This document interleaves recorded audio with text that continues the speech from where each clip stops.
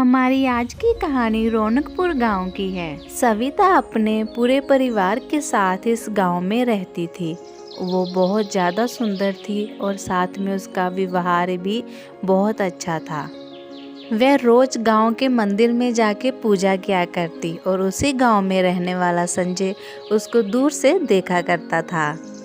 एक दिन वो उसका रास्ता रोककर उसको कहता, मुझे तुमसे एक जरूरी बात करनी है सविता। क्या बात करनी है तुमको मुझसे, और क्यों तुम रोज रोज ऐसे मुझे देखने आ जाते हो? जानी तुम जानती थी कि मैं तुम्हें देखता हूँ। अब तुम मुद्दे की बात पर आओगे जब मैं घर जाऊं? नहीं, मुझे ये कहना था कि मैं तुमसे प्यार करने लगा हूँ और मैं तुम्हें बहुत पसंद करने लगा हूँ। उसकी ये बात सुनकर सविता वहाँ से चली जाती है, क्योंकि उसके मन में भी वही एहसास था जो संजय के मन में था। इस तरह दोनों ने मिलना जुलना आपस में शुरू कर दिया और दोनों में प्यार बढ़ता ही जाता है। फिर दोनों ने अपने अपने घर में शादी की बात की, पर दोनों के ही घर वाले शादी के लिए मना कर देते हैं। तो ऐसे में दोनों बहुत परेशान हो जाते हैं। संजय, अब हमारा क्या होगा? क्या हम कभी भी साथ नहीं रह पाएंगे? ऐसा मत कहो सविता, मैं तुम्हारे बिना नहीं जी सकता। मैं भी तुम्हारे बिना नहीं जी सकती और ना ही तुम्हारे बिना किसी के साथ शादी कर सकती हूँ, मगर हम अपने माता पिता के खिलाफ कैसे जा सकते हैं? अगर साथ रहना है तो हमारे पास एक ही रास्ता है, हम भागकर शादी कर लेते हैं। ये क्या कह रहे हो तुम? हम ऐसा कैसे कर सकते हैं? तुम्हारा दिमाग तो सही है। अगर हम दोनों आपस में शादी कर लेंगे तो हमारे दोनों के माता पिता हमारी शादी कहीं और नहीं कर पाएंगे। मेरी बात मानो, हम यही सही करेंगे। सविता संजय से बहुत प्यार करती थी और वो उसकी बातों में आ जाती है और दोनों भागकर शादी कर लेते हैं।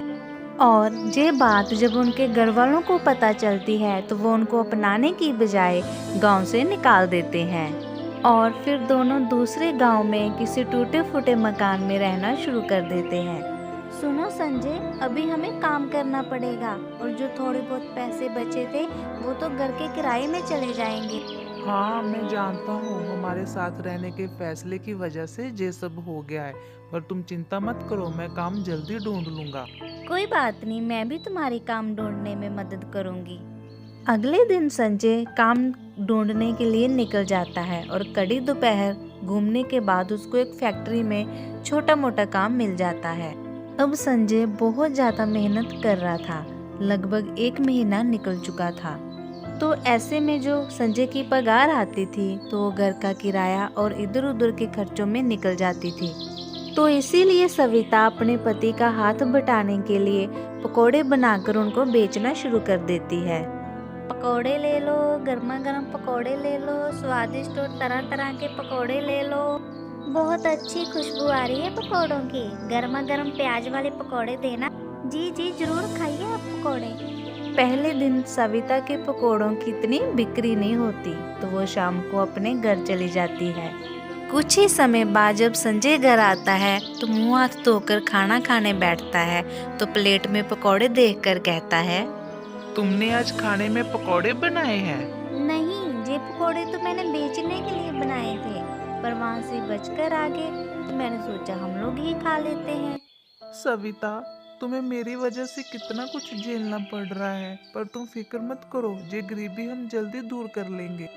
तो क्या हुआ संजय, मैं तुम्हारी पत्नी हूँ, मैं तुम्हारा साथ नहीं दूंगी तो और कौन देगा? हम दोनों मिलकर सब कुछ सही कर लेंगे।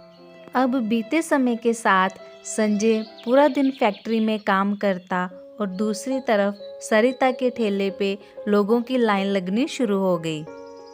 सरिता के पकौड़ों का स्वाद दूर दूर तक फैल चुका था और कुछ ढाबे वाले लोग उसके पास आकर उसको काम के लिए बोलने लगे, पर सरिता ने मना कर दिया। अब सरिता के पास आसपास के गांव के लोग भी पकौड़े खाने के लिए आने लगे और उसके गांव के लोगों ने उसका नाम गरीब पकौड़े वाली रख दिया। अब संजय और सरिता की इनकम अच्छी हो गई थी और दोनों की गरीबी भी कुछ हद तक दूर हो चुकी थी और दोनों का घर का खर्चा भी अच्छा चल रहा था, इसलिए दोनों खुशी खुशी रहने लगे।